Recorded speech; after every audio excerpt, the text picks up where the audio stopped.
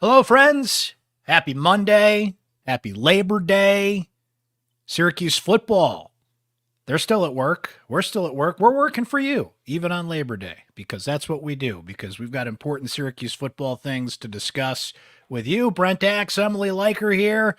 A live Monday, Labor Day edition of Syracuse Sports. We wanted to hop on and give you a little Monday afternoon quarterback, if you will. Some updates, of course, on Marlo Wax, a couple other things going on with Syracuse football, some early Georgia Tech thoughts, and some things lingering from Saturday's opening win over Ohio. So we will not bury the lead for you here, folks, right off the bat. So, Emily, we heard from Fran Brown this afternoon. So when he came in Saturday after the win over Ohio, his initial thought was a few weeks after medical evaluations. That now turns into 6 weeks. Fran did not give us any specifics on the injury. You'll recall Marlo Wax couldn't put any pressure on his right foot, went to the locker room, came back out in both a boot and crutches. So everybody get on WebMD and figure out what 6 weeks in the time frame of that injury is. No, don't do that. I'm very, very kidding about that. I'm not a doctor. I just play one on a podcast here. So what's the time frame, Emily, of where we could see Marlo Wax maybe back on the field? Yeah, the 6 weeks is interesting. I will say he did say about 6 weeks, probably 6 weeks. So we are probably looking like that. Like an injury is rarely ever an exact time frame like that. Right. So 6 weeks would put you right in that NC State game week. I would be very surprised if they had Marlo play that NC State game. And obviously, we don't know what the injury is, so that is a little bit hard to tell, but just my inclination is there's a bye week after that. Regardless of how important that game is, and I do think it's a very important game, you don't bring someone back from a multi-week injury into one of your toughest games of the season when you can give them 1-2 more weeks of recovery with that bye week right after and have him better for hopefully the remainder of the season and all of those ACC games that happen through the end of October through November. So he's definitely missing Georgia Tech, Stanford, Holy Cross, UNLV. The biggest of those 4 games, I think, is the Georgia Tech one. Obviously, UNLV is interesting because it's on the road. That's their first road game of the season. I think he will likely be out for the NC State game. I would be surprised if he played that or appeared in that at all. I think Pitt is probably the more reasonable return time we would see him back in the game on the field. And we don't even know if 6 weeks is back to game health or if 6 weeks is back to practice health, which is a big difference. Yeah, we're getting to know Fran and how he handles injuries, and you never want to give too much specifics on that. Coaches will only tell you absolutely what they have to in that case. But yeah, what does that 6 weeks mean? That you still have a foot injury? Is it a clean break and that's when it heals and you can start to get back to things? Football players play through injuries all the time, as we have seen, especially last year's team play through so many injuries. But that's what Fran told us today. And now you start to say, we don't know if it's a break or not. We don't. Yeah, we don't. I'm just trying to figure out, okay, what kind of injury and why that 6 week time frame. But that's what Fran told us today. And as Fran noted at his press conference, Emily, it's going to take 2 or 3 guys to step in and replace what Marlo Wax does, not only on the field. He's been this leading tackler the past 2 years. He's also the guy that's got the radio in his helmet and calls the plays and is the leader on defense. So somebody has to step up in that realm. We don't know exactly who's going to do that yet. My guess would be either Derek McDonald or maybe even Justin Barron gets that responsibility. You're going to see more Anwar Sparrow out there. But the guy that's intriguing is James Hurd, who had an interception in the Ohio game. He did the OJ shot on the sideline, as we saw. That's their new celebration there.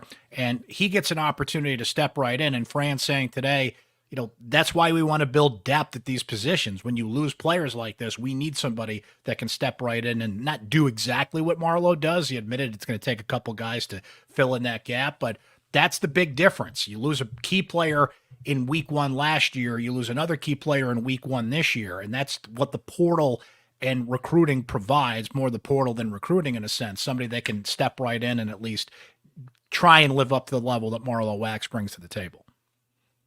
Yeah, Hurd, obviously the flashy play was good. You like to see that type of play, especially against a MAC opponent, and in the season opener. His numbers overall weren't like super phenomenal. I think, hold on, I just had it pulled up. Just one tackle and then that interception, and then his PFF grades were pretty middle of the pack. I will say he did have one of the stronger tackling grades, which is an area that we saw Syracuse not at its best on Saturday. He finished with a 73.6% overall tackling grade. That was his highest of the categorical grades, and that was ninth on the team. So that was pretty good. And certainly, yeah, I mean, Marlowe's role in so many ways is just one that takes multiple people to fill in. So it's going to be her, but it will also be Sparrow. I think you could get into also Moultrie Goddard, who is someone we saw a lot of in camp, but didn't make the depth chart last week. He's even been called Little Marlowe just because they have similar kind of builds and looks to them and personalities. So I would expect those three guys would be kind of the ones we see the most in terms of like the literal replacement to him on the field. And then, I mean, you have to ask more of the guys that you already have as leaders. Like you mentioned, McDonald, Barron, I think Elijah Clark, you have to ask more of. Deuce Chestnut, you have to ask more of. Fidel Diggs, you have to ask more of. And those guys, I think, are all equipped to step up and do that in terms of leadership. But it is going to look a little different for the next 6 weeks for Syracuse football. Some eagle-eyed Syracuse Sports Insiders certainly noticed and sent me some pictures, Emily. Fidel Diggs did move around in the defense. He was in the middle of the defense at times, especially in the red zone. Maybe part of the red zone success that they had. So that's what's good about having a guy like Diggs. Like we said, the portal. How do you make adjustments when injuries happen? You got a player that can move all over the defensive line and make an impact. That was the big question for Fran, and I think will be a big question for the players tomorrow, right? What the defensive line does and the adjustments that will be made. In terms of scheme, though, Emily, I think you even asked the question, if I recall, we're not going to see a change there, as Fran noted. Yeah. You could make some adjustments here and there, but they're not scrapping the 4-2-5 after one bad week and against the run. But what did he say about the adjustments and maybe what we could look out for there and what his philosophy will be? Right. Yeah. This was a little bit of like, I should have used a better word because obviously they're not going to get rid of the 4-2-5 and everything they've installed. Yeah. But like, I was looking for more of those kind of like, this is something specific we saw on film. Like the defensive tackles weren't getting off the ball quick enough or whatever, because on Saturday, all we really got from him was, well, I don't think they're playing physical enough. He did place a lot of the blame on himself. He was like, look, I don't think I pushed them hard enough entering this game. That was really all he said. We still didn't really get like an answer about like, okay, was there something specific on film? It was just kind of general commentary on how that group did. We are hoping to talk to Elijah Robinson tomorrow, so maybe we'll get a little bit different insight there.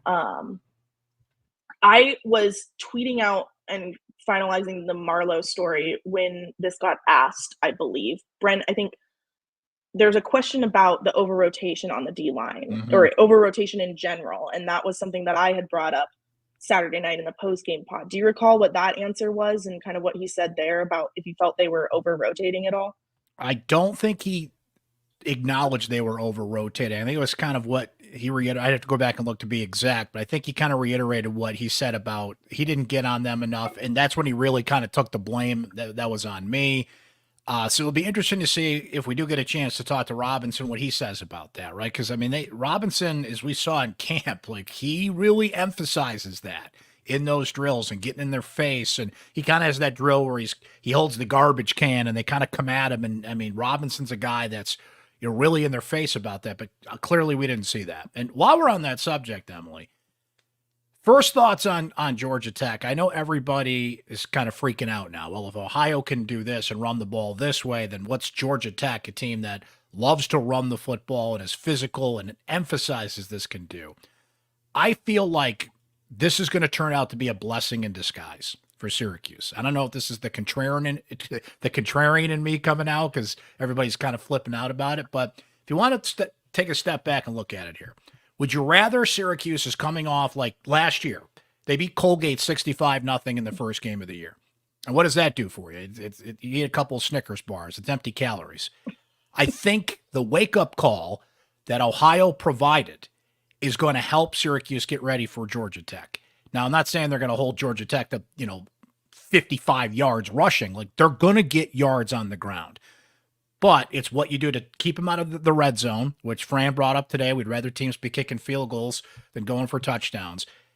It's getting in that mind frame that you've got another team coming in that not only is going to do what Ohio did, but is better at that, as opposed to just beating up on a bad team in week one. The other thing, Emily, is you brought this up in your newsletter too. Make sure you guys subscribe to that, by the way. Emily's terrific Monday football newsletter that comes out Monday mornings. You brought up the point about how this, I feel like, could turn into a high-scoring game. Because while Georgia Tech is going to try and hold the ball and eat clock, their defense can be scored on. And you have an offense that came out in rhythm, humming.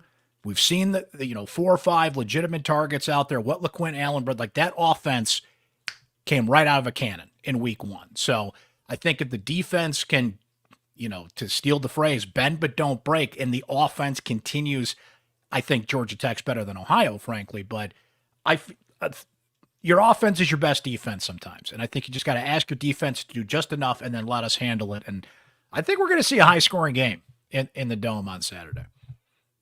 Yeah, I don't think it'll be like crazy high scoring. My gut is probably like the 30s, like low 30s, kind of back there. But I do think it'll be very back and forth offensively. I mean, I agree.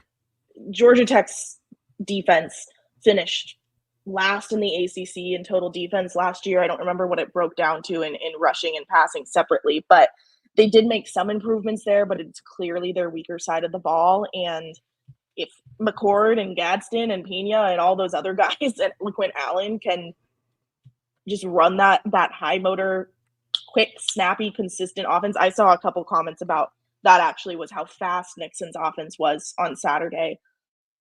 I think they'll have no problem going through that defense, that Georgia Tech defense. Is just then, like you said, can Syracuse keep time on the clock on defense and keep Georgia Tech from running that out? Haynes King and Jamal Haynes are both rushing threats, obviously. Georgia Tech is averaging 5.9 yards per carry right now through 2 games, and 207 rushing yards total per game. 6 rushing touchdowns compared to just 2 through the air. So, that's going to kill a lot of clock. And again, that's a good thing. Good thing we've seen a little bit of Fran Brown's clock management, right? Because now we know, okay, he has a good basis for that and has some good instinct, or I guess rather he studied up. He's probably studied a lot up on what to do with that CAI playbook this week. So yeah, I think the key there is making sure, even if they can't contain the run, if they can manage the clock really well with that Georgia Tech offense, that will help in terms of their Syracuse's offense staying in it. Well, I feel like Ohio also got Syracuse ready for a mobile quarterback in Haynes King, who can use his feet. He can throw on the run. Parker Navarro could do the same thing for Ohio. And there was a comparison that Fran Brown made today when he was asked about Haynes King. He said he reminds him of Vince Young.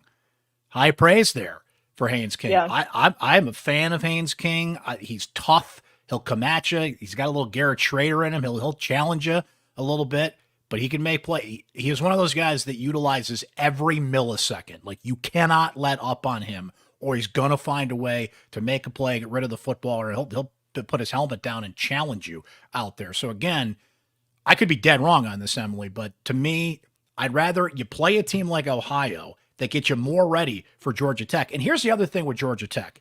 A lot of the first game, how can I put this? I can't think of a word, but there was so much surrounding the first game, right?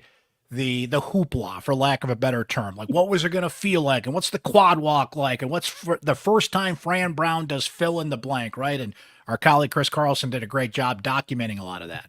This is just a big game, and I think it helps to have that in week 2, whereas in week 1, there was so much else going on that you can kind of bear down a little bit more. They've been out there. They got the kinks out, right? You got the cobwebs out, and you can focus on a football game. So I think a lot of these things are going to end up benefiting Syracuse in producing a better game against Georgia Tech. But I was intrigued by that Vince Young comparison that Fran made there. It shows you kind of player that's coming in. Well, they just like Syracuse has 2 games of Georgia Tech footage from this year that they can look at. And, in the transfer portal era and in the era of like massive roster turnover, I'd maybe argue that though you have more time to prepare, your week 1 opponent is harder to prepare for because you don't have any film of what, like, half of Ohio's starters were not, like, they only returned 6 starters on both sides of the ball. So that's a lot of new personnel you got to account for. Now, of course, the flip side is Georgia Tech also has a game of all of Syracuse's players to do the same with. But yeah, I think there's just a lot of the extracurricular stuff shuts out of this game, and it is just really about the game and the football in a way that last week wasn't. And so I think that should help a little bit, or you would think it would help a little bit. A couple other injury notes. Justice Ross Simmons, we did not ask about. I have heard he's going to be back this upcoming week, though. A couple of Ace Syracuse Sports Insiders actually got in touch with me, Emily, and said that they spoke with Justice Ross Simmons, who told them that he will be back this upcoming week. So thanks to our great Syracuse Sports Insiders for the info there. And like, Brent, what's that? Well, being a Syracuse Sports Insider means that you can text me directly, and I send you guys some texts with breaking news, tidbits, information. I texted you right from the Fran Brown press conference when he gave us the time frame of Marlo Wax, just to give you an example of something today. Your questions, comments, opinions, always welcome at any time. And the number is 315-847-3895. That is our Syracuse Sports Insider text line. If you haven't signed up yet, try it free for a couple of weeks. Just text the word orange to 315-847-3895. It's just $3.99 a month after that. Greg Delane, broken, couldn't remember, Emily, arm or hand? Hand. Situation? I think hand. Okay. But Fran gave a time frame for about a week for that. And then he could be back in the mix. Right. I mean, we saw Justin Behring play with a club half the year last year. The hand injuries, I think, are easier to work around, despite the fact that they obviously limit you a little bit in that you bubble wrap that thing, you make sure it's wrapped a correct way, and you're allowed to be out on the field. And it's pretty protected, whereas like obviously a lower body injury or like a shoulder injury to a quarterback, that's a much different scenario. So yeah, we'll see if we see him out there. He isn't on the depth chart, so he would be like a third string, a rotation guy coming in. But Delane did contribute a little bit last year, so he might work into the mix down the line. That Holy Cross game, we'll see if he's back for that. That would be a time I would expect we would maybe see him. And Big Spoon is okay. Darius Weatherspoon at one point in the Ohio game did have to go to the locker room. I think on the way there, he had a smile on his face. I think it was just kind of a procedural thing to make sure. And Fran Brown saying today that he is, air quotes, fine. So Big Spoon looks to be okay for Georgia Tech, which is good news, as we mentioned, given that that offense is going to have to be clicking and keeping pace with the Yellow Jackets in that one. I did want to bring this up again briefly. We mentioned it Saturday, but I got so many questions on the text line and included one in my mailbag today. I hope you guys can check that out on syracuse.com with Dan Villari. Guys, it's just Dan Villari.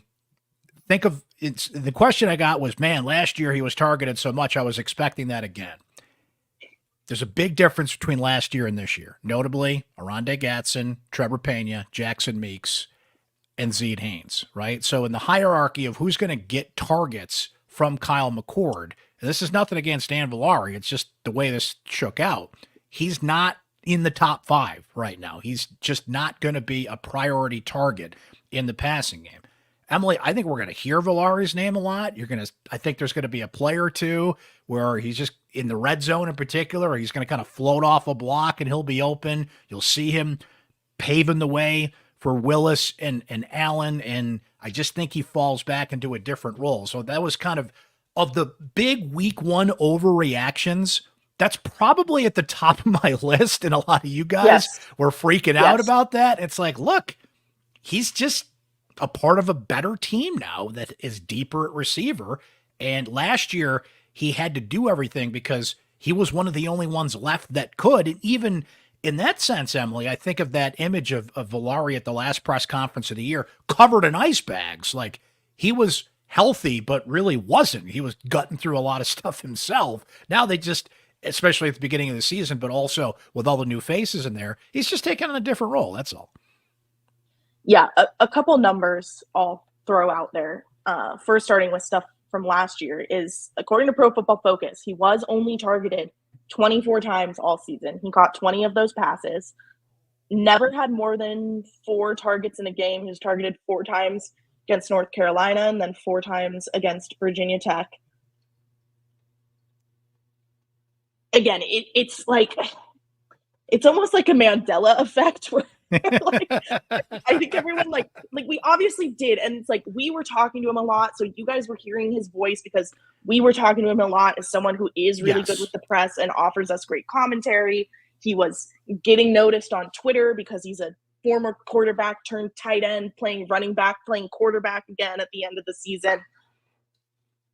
But we like that, like somehow in the off season, I feel like this all got like he got like mythologized. Like I think that's a word. If not, it's a good one you just made up. That was fantastic. Turned into legend. And he's still the big thing on Saturday was he still contributed. He was one of the best blockers on the team. Yes. He had the second best run block grade, 70.8, behind another tight end, Max May. Max May had the best run block grade on the team, 80.7, and then they both had solid pass blocking grades as well. And that's something that Dan had really wanted to improve in the offseason. That's something they've been working with all of those tight ends on improving, is their blocking. And so if I'm Dan, I'm walking into the locker room we saw him as we were leaving actually, but if I'm Dan, I'm walking into the locker room feeling like Saturday was a success, even if I didn't get a target or a catch, because I helped in the blocking game, which is where they wanted him to help. Another question that I got, not quite as frequently, people were wondering about King Joseph Edwards, right? The highly touted freshman defensive end that came in. And my early answer to that is you just got to have the cutoff somewhere, right? Like there's just certain players that for whatever reason, it's something worth monitoring. Remember, he was technically, suspension's not even the right word, but remember Fran Brown did not put him out there the first couple of days of camp because he had a minor rule violation. So I don't know if that was part of it.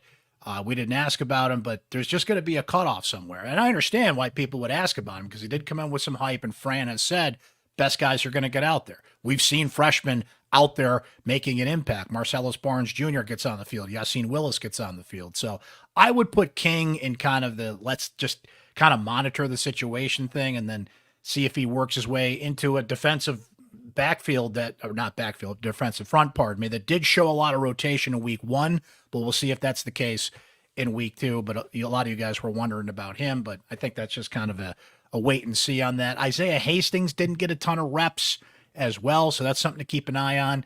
And Emily, when we came out of camp and, all the oars were on the depth chart, we were wondering about the defensive line. I think Nick Williams and Fran said all the right things about him, but ideally, they want a rotation to emerge. They want the best 5 or 6 to come out of that while also having a philosophy that a lot of guys will rotate in.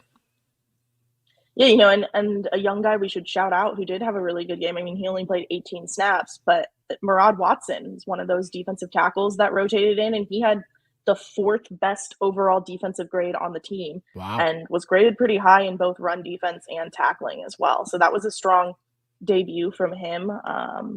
As one of those backup defensive tackles. But yeah, I mean, obviously there is stepping up to do.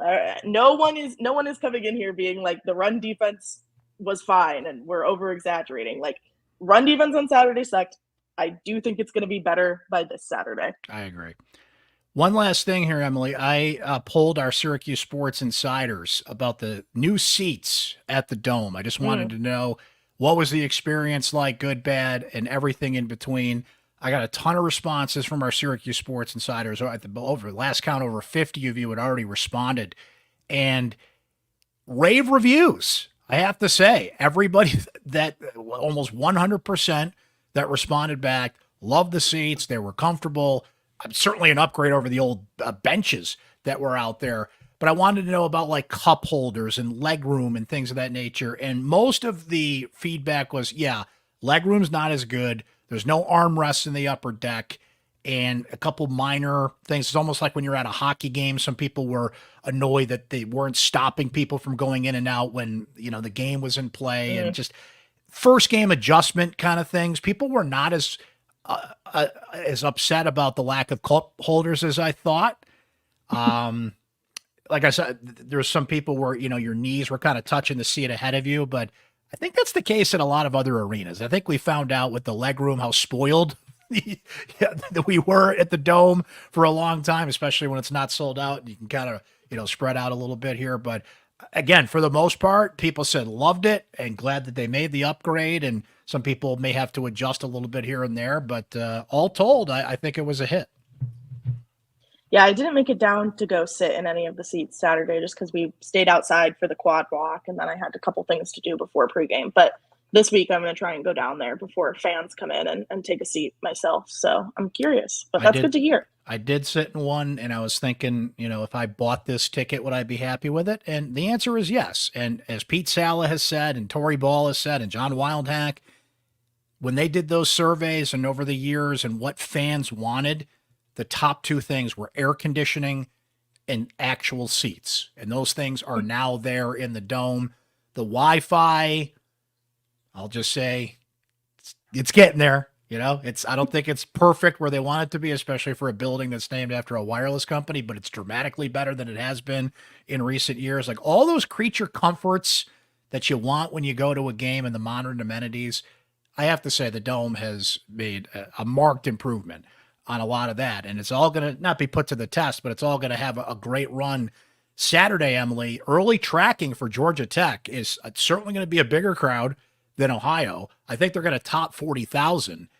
And dare I say, okay, with 6 days to go here, I think they might knock on the door of a sellout here. If tracking continues from what I've seen early on here. And Uncle Brent was pretty spot on tracking the Ohio game. So I'm not saying it's going to be a sellout, but if the buzz builds and people get into this, shout out to the students who filled they have basically the whole end zone now, and they filled it, and they showed up in force. And I would imagine they'll be there, although it's a noon game on Saturday. That's always a little tougher for the college kids. They'll be coming in at 11:59, streaming into those seats. But they did a great job, and I think the crowd, one way or the other, no matter what the number ends up, is going to be a good one for Saturday. It's supposed to be rainy again, too, which certainly drives people indoors to the dryness of the Dome as opposed to the nice September weather of, well, the sometimes nice, I guess, September it's weather. It's not quite apple picking season yet. The fair will be over. Like all that stuff that kept people away last week, all the excuses are gone. You got a good, meaty football game here. Come on by. We'll see you at the Dome, right? Let's go. I think that's all we got, Emily, unless a couple other notes to end from your end. Everything okay? No, yeah, I think we hit all the big stuff. Obviously, we heard a couple times about Fran's relationship with Brent Key. Brent Key was at Western Carolina when he was there, so I'll take a listen to Brent Key's press conference, see what he says about Fran, and that'll get included in coverage sometime throughout the week. But that will be a reunion of sorts on Saturday. Yeah, that's interesting. That's certainly interesting. So we'll see how this goes. Fran, and this, I think this is genuine. I don't think it's coach speak. Like when he's asked certain things about the opponent and other aspects we've only had a couple of these press conferences, obviously, but he keeps coming back to it. He even admitted today, he's like, guys, sorry, I'm going to be boring on some of these things. But he kept saying, like, I got to worry about today. Like, I'm excited about Monday. What happens at this practice? And he's still in the mind frame of kind of cleaning up some stuff from Saturday. So, well, just something to keep an eye on there. Fran is very much in the moment on a lot of things, and getting him to look ahead and preview opponents and things that we, the media, wants him to do and the fans want him to do. That sometimes he's just he's going to do his own thing on that. But we'll keep an eye on that as it goes forward here. He did share the Marlo Wax news with us today as best as he could, and we do appreciate that for sure. I think that'll do it for this live edition of Syracuse Sports. Thanks for hanging, guys. As always, make sure you subscribe on Spotify, Apple, and YouTube so you get this podcast on demand. If you can, catch the live shows when we do them. Being a Syracuse Sports Insider always keeps you in the loop. We would love for you to join our community if you haven't already at 315-847-3895. Just text the word orange to become a part of our Syracuse Sports Insider community, please subscribe to Emily's newsletter, syracuse.com/newsletters. You'll see Emily's Orange Football newsletter comes out on Mondays. My Syracuse Orange Sports newsletter comes out on Thursdays. You can subscribe in the same place there. Now, that is a subscriber benefit if you're a subscriber to syracuse.com. So just know that if you're going to loop into my newsletter. And look out for more episodes of Syracuse Sports this week. Emily, I know we're in the heart of football season, but Uncle Brent's going to pivot a little bit, throw some basketball at people this week. What's that all about, huh? Tune in and find out. I don't know. I certainly even Emily doesn't know. Yeah. So tune in on that. Yeah, I was going to give you a hint, but I'm not going to give you a hint. I'm just tune in and find out, but I think you guys will really enjoy it. So all that to come, but thanks for hanging with us today, friends. And of course, Emily and I will be back Saturday afternoon after the Orange take on the Yellow Jackets. Have a great rest of your week. Thanks for hanging with us.